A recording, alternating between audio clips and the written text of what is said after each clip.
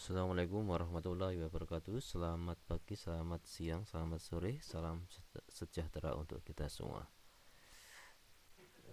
Saya berharap kalian semua di rumah dalam keadaan sehat walafiat dan berbahagia bersama keluarga dan orang-orang tercinta. Baiklah, pada hari ini kita akan kembali belajar tentang kimia. Masih membahas tentang materi kesetimbangan kimia, yaitu tentang pergeseran kesetimbangan.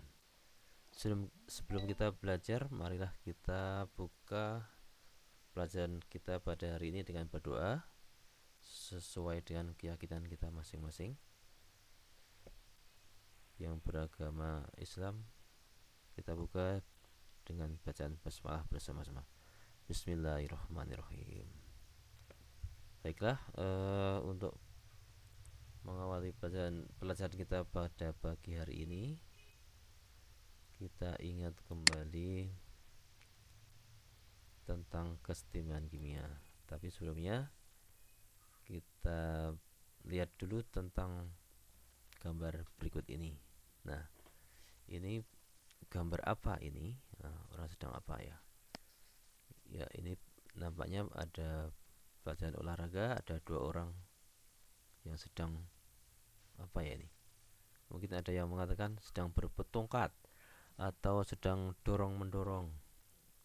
Ya, terserah sesuai dengan pendapat masing-masing. Tapi yang jelas dua orang ini melakukan suatu aksi, satunya membalas atau bereaksi ya. Kalau satunya mendorong, satunya akan mempertahankan diri supaya apa? Supaya tidak jatuh ya. Ya.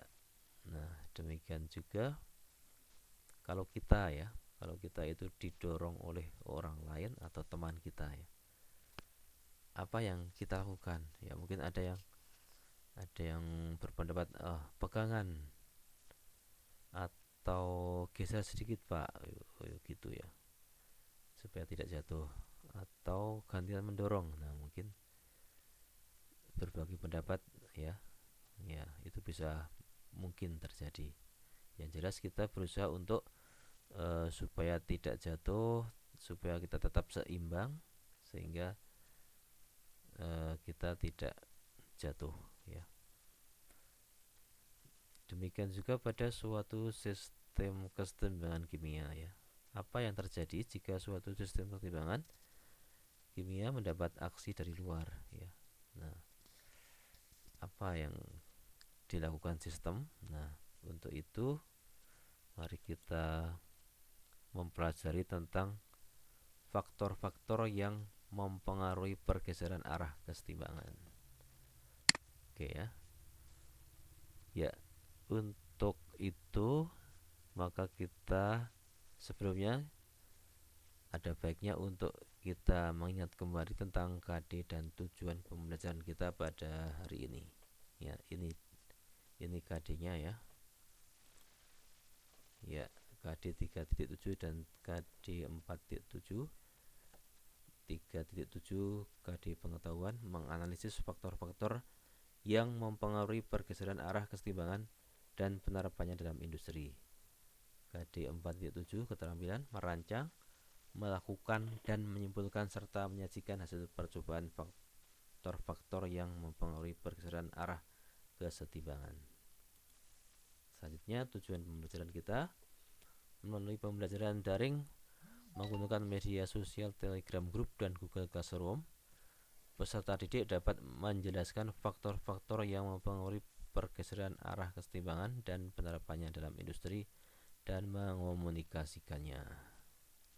Itu ya tujuan kita belajar hari ini. Oke, sebelum kita belajar, kita ingat kembali tentang pengertian kesetimbangan atau keadaan setimbang. Nah, mungkin ada yang masih ingat? Oke, kalau ya lupa, ini dia. Reaksi dikatakan setimbang jika laju reaksi ke arah produk dan reaktan sama. Ya, itu masih ingat ya? Kesetimbangan itu terjadi pada reaksi yang bersifat reversible atau reaksi bolak-balik. Jadi pada reaksi bolak-balik atau reversible ada reaksi yang ke arah produk atau hasil reaksi, ada reaksi yang ke arah reaktan atau pereaksi. Kalau laju kedua arah itu sama, maka tercapai namanya keadaan setimbang atau kesetimbangan. Oke ya. Suatu reaksi yang berada dalam kesetimbangan cenderung mempertahankan kesetimbangannya jika ada pengaruh dari luar. Oleh karena itu, sistem akan berubah sedemikian rupa sehingga akan diperoleh kesetimbangan lagi, ya. Ya, jadi analoginya atau perumpamaannya seperti tadi ya, orang yang dorong-mendorong, atau kalau kita didorong itu kita akan bereaksi untuk supaya kita bisa setimbang atau stabil, tidak jatuh, ya. Ya, aksi dari luar ya, atau pengaruh dari luar, apa saja situ. Ya. Nah, untuk memperkirakan pergeseran kesetimbangan itu kita pakai suatu pedoman yang namanya asas Le Chatelier, yang bunyinya jika dalam suatu sistem kesetimbangan diberi suatu aksi, maka sistem akan memberikan reaksi sedemikian sehingga pengaruh aksi menjadi sekecil mungkin, ya. Ya, itu prinsip asas Le Chatelier, memberikan reaksi ini ya.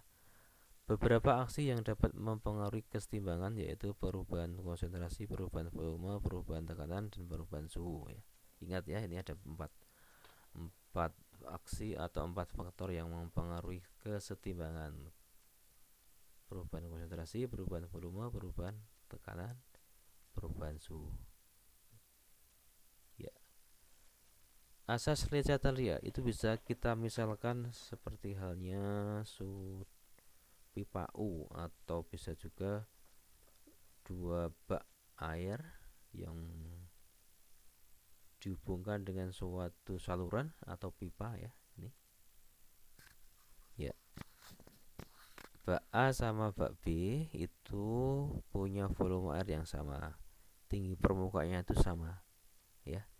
Nah, sekarang kalau dilakukan suatu aksi, aksinya apa? Misalnya menambahkan air di bak A, ya. Nah, air tambahkan di A. Nah, misalnya seperti ini. Oke. Nah, kalau bak A itu ditambah air, maka akan terjadi aliran air dari A ke arah B, ya. Dari A ke arah B, sehingga tercapai suatu kondisi baru di mana permukaan air A dan permukaan air B itu sama, ya. Ya. Ya. Nah, tadi kalau sebelum ditambah itu di bawah, ya.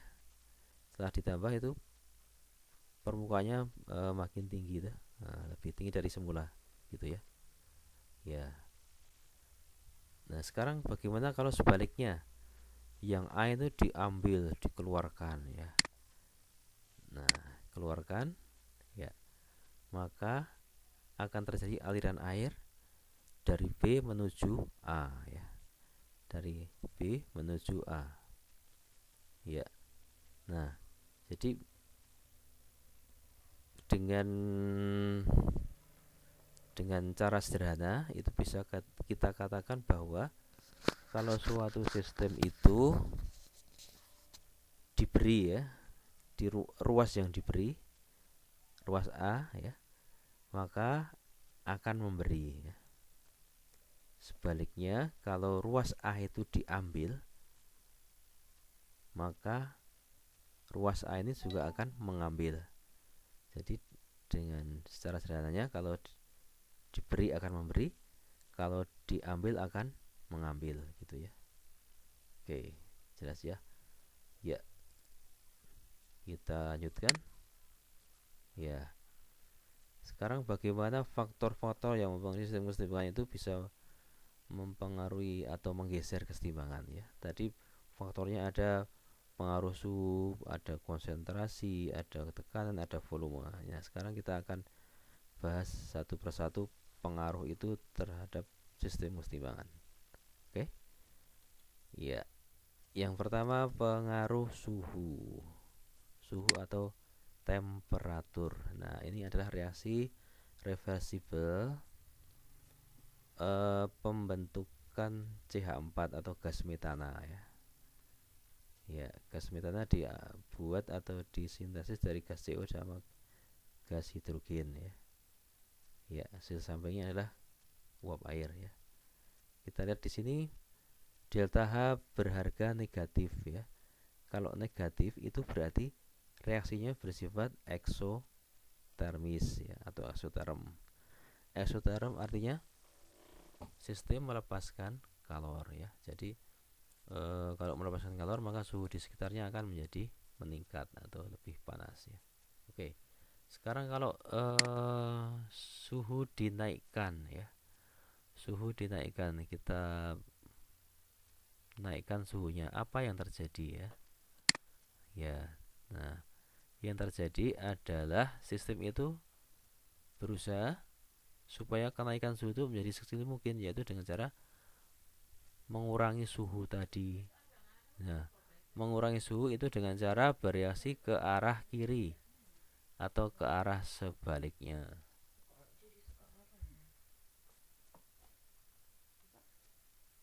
Ke arah kiri yaitu ke arah reaksi endoterm.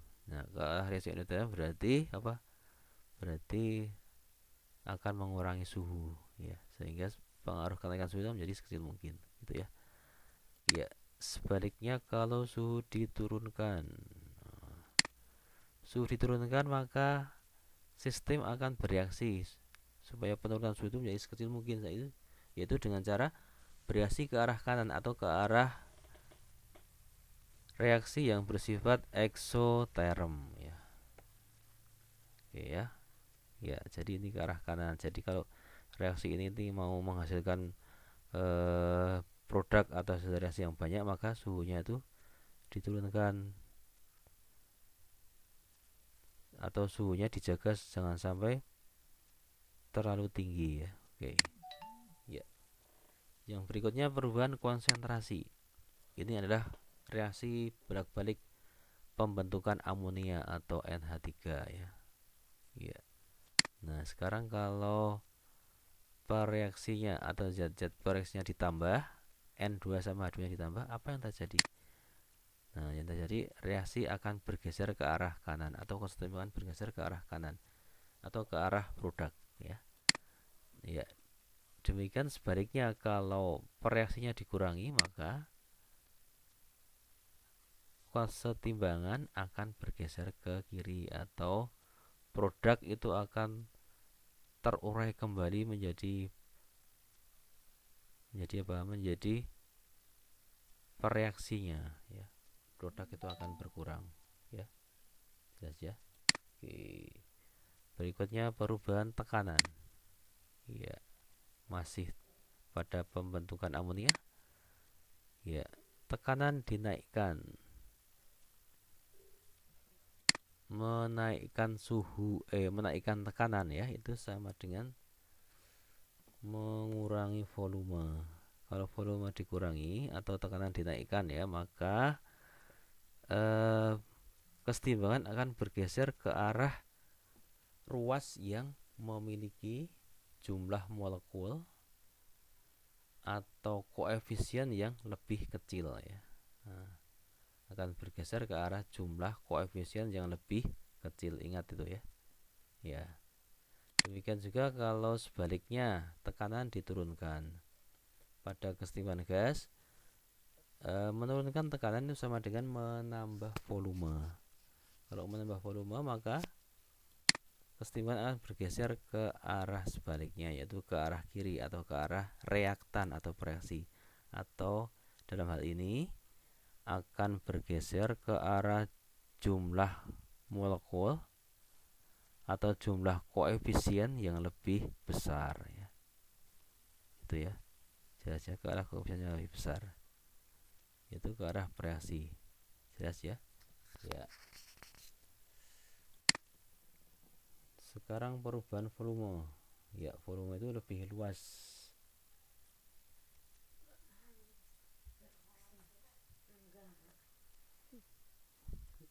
Volume itu bisa pada larutan, bisa pada kesetimbangan gas ya. Nah, ini volume diperbesar itu sama dengan menurunkan tekanan. Kalau menurunkan tekanan jadi seperti tadi ya, akan bergeser ke arah kiri atau ke arah variasi atau ke arah koefisien yang lebih besar ya. Demikian sebaliknya, kalau volume diperkecil pada sistem kesetimbangan gas itu sama dengan menaikkan tekanan, maka kesetimbangan akan bergeser ke arah koefisien yang lebih kecil atau ke arah produk ya, ke arah produknya gitu ya. Oke ya. Nah, prinsip-prinsip kesetimbangan tadi dalam kimia ya itu digunakan dalam industri yang berkaitan dengan reaksi kimia. Salah satunya adalah apa? Reaksi pembuatan amonia ya. Nah, dalam industri amonia diproduksi dengan menggunakan proses Haber-Bosch dengan mereaksikan gas N2 dan H2 dengan menggunakan katalis permukaan PT atau platina. Reaksinya seperti tadi ya. Nih, reaksinya bersifat eksotermis ya. Pada suhu biasa proses bereaksi berjalan sangat lambat. Tapi jika suhu dinaikkan, reaksi berlangsung jauh lebih cepat ya. Kenaikan suhu ya, karena reaksinya bersifat eksotermis, itu akan menyebabkan reaksi bergeser ke arah kiri atau bereaksi sehingga mengurangi produksi amonia. Reaksi pembentukan amonia bersifat eksotermis. Ya udah tadi ya. Oke. Dengan menggunakan katalis yang lebih baik, yaitu katalis besi oksida yang mengandung sedikit kalium dan aluminium oksida seperti Al2O3, MgO dan CaO dan K2O untuk menghasilkan NH3 yang lebih banyak, maka reaksi harus bergeser ke arah kanan atau hasil reaksi. Dan hal tersebut bisa dilakukan jika tekanan yang digunakan tinggi. Ya, paham ya? Tadi sudah dibahas di tadi ya. Kalau pada tekanan tinggi, maka kesetimbangan akan bergeser ke arah produk karena produk mempunyai jumlah koefisien yang lebih kecil ya. Ya. Tekanan 200 atmosfer akan menghasilkan NH3 sekitar 15%. Tekanan 350 atmosfer menghasilkan NH3 sekitar 30%. Dan tekanan 1000 atmosfer akan menghasilkan NH3 sebanyak 40%. Ya. Ya. Itu tadi pembuatan amonia. Sekarang industri lain yang menggunakan prinsip kesetimbangan yaitu industri pembuatan asam sulfat dengan namanya proses kontak ya. Bahan utama dalam pembuatan asam sulfat adalah gas SO3 atau belerang trioksida.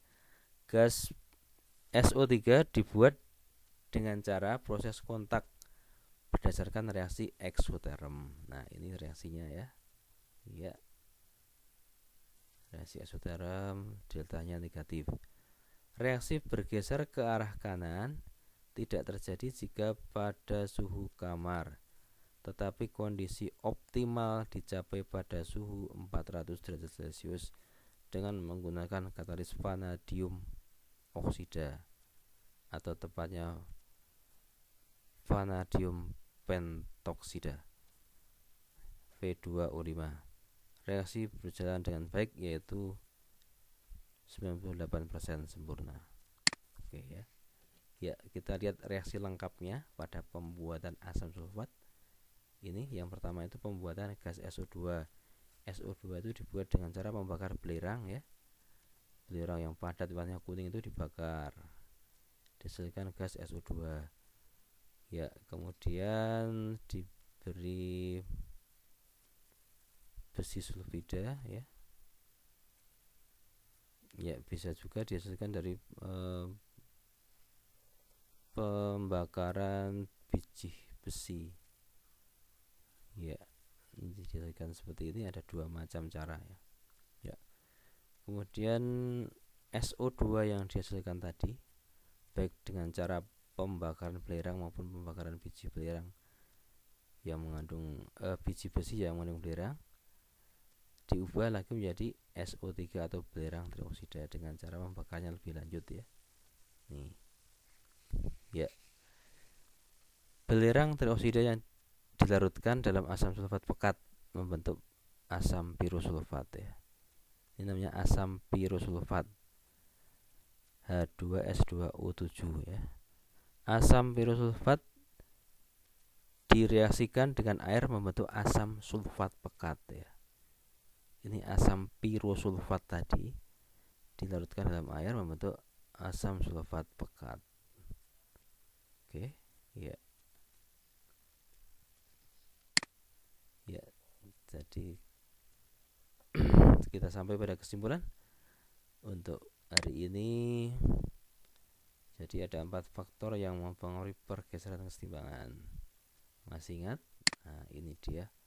Perubahan suhu, perubahan konsentrasi, perubahan tekanan, perubahan volume ya. Nah, prinsip-prinsip kesetimbangan kimia digunakan dalam industri kimia, misalnya pada industri pembuatan amonia dengan proses Haber-Bosch dan asam sulfat dengan proses kontak ya. Itu ya. Oke. Ya. Nah, untuk menutup kegiatan pembelajaran pada hari ini ada tugas. Nah, sebutkan kegunaan dari amonia dan asam sulfat dalam industri dan kehidupan sehari-hari. Tulislah jawaban dan kirim ke grup Telegram kelas di akhir sesi pelajaran ini. Ya, demikian pelajaran kita pada pagi hari ini. Mudah-mudahan kalian semuanya paham dan sangat diharapkan untuk bisa mendalami atau mencari informasi lagi tentang tadi yang sudah kita sampaikan lewat buku-buku yang ada, yaitu bisa buku paket atau lewat internet ya. Oke, ya sekian dulu. Nanti kalau ada pertanyaan atau hal yang tidak jelas bisa dikirim lewat grup Telegram kelas masing-masing ya. Ya, sekian dulu, kita tutup pelajaran pada hari ini dengan membaca alhamdulillah bersama-sama. Alhamdulillahirabbil alamin. Wassalamualaikum warahmatullahi wabarakatuh.